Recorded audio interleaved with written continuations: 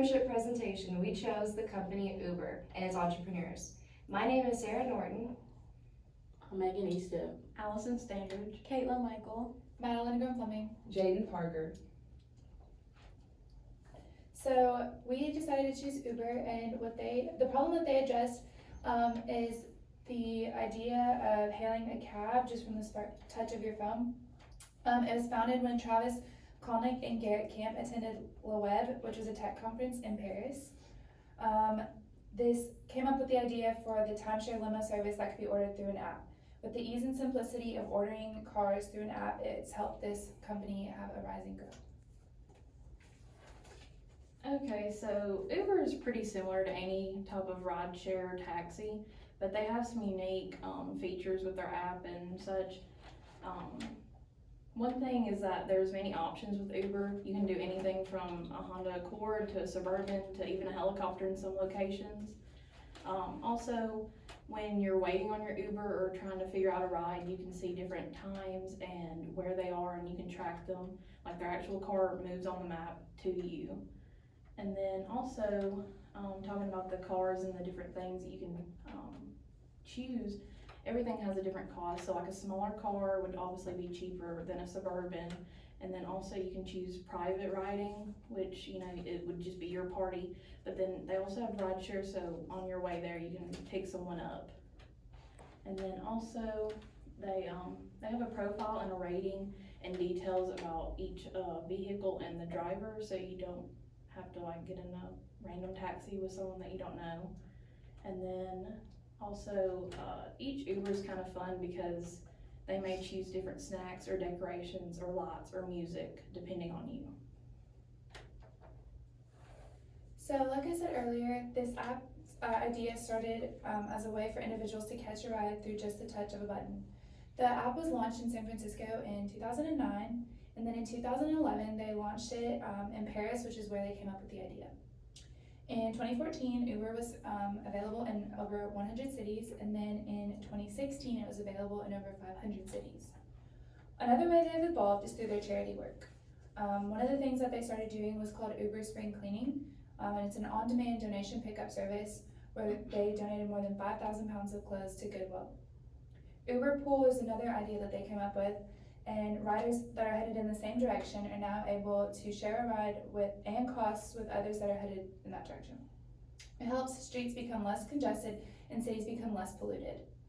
Another thing that they've done is Uber Military, which is where they partnered with the Secretary of Defense and offered over 50,000 plus military personnel and families the opportunity to work and earn money with Uber.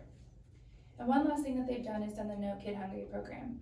They've donated 5 million meals to children in need. Just like every company, Uber's had its challenges. The biggest challenge right now is the laws in California that are rising. They're trying to make that every ride-sharing company like Uber treat their drivers as employees instead of independent contractors. And Uber is really upset about this. They're either going to have to abide by the new law, alter some of their methods, or stop their business completely, which can ruin a big part of their revenue in California. And then there's another one that's just risk of international expansion, and a lot of times people think that's a good thing, and it can be, but also it's going to create a lot of competition for them because a lot of countries like Asia, where there's a lot of taxis already, are going to compete with these rideshare companies. And their competitive advantage of paying through the app isn't necessarily better than Asia's cleanliness, speed, and their low cost. And another big thing that I myself have experienced is the bans on the actual company. Some cities have completely forbidden Uber from operating, and other places have just made more regulations, such as access fees are being imposed on the drivers, which is also raising the prices for the consumers themselves. Uber does have challenges, but they have ways to overcome them. Those new laws that are rising in California, they're gonna collect signatures as a way of lobbying California's state house for changing the new law that is requiring drivers to be treated like employers and not like independent contract workers. A new ballot will be out in November of 2020 to try and work around the new law. So if they can overcome it, they do have time to figure it out. The risks of international expansion is having competition with the taxi services.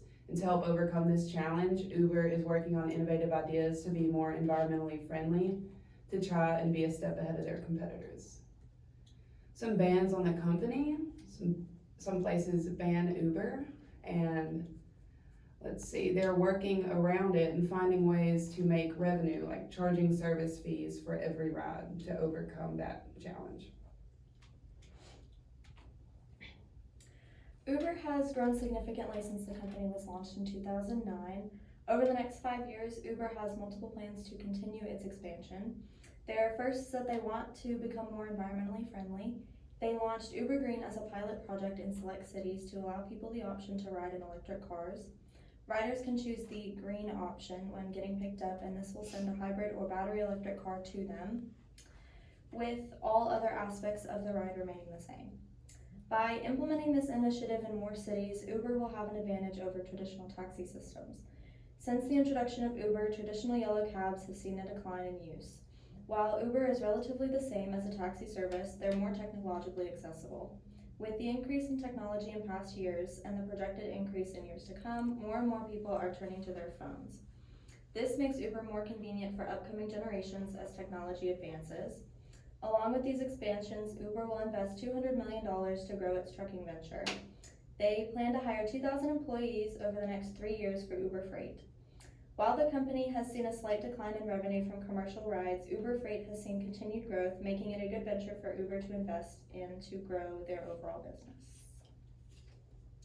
All entrepreneurs and CEOs of companies have learned many lessons and taken away a lot with them when starting up a company especially.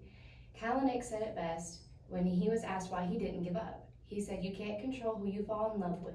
She was an abusive partner. She meaning the company Uber.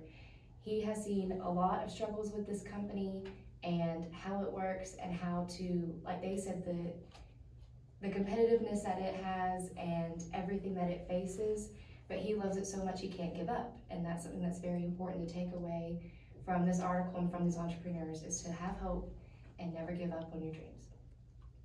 And here's our works cited.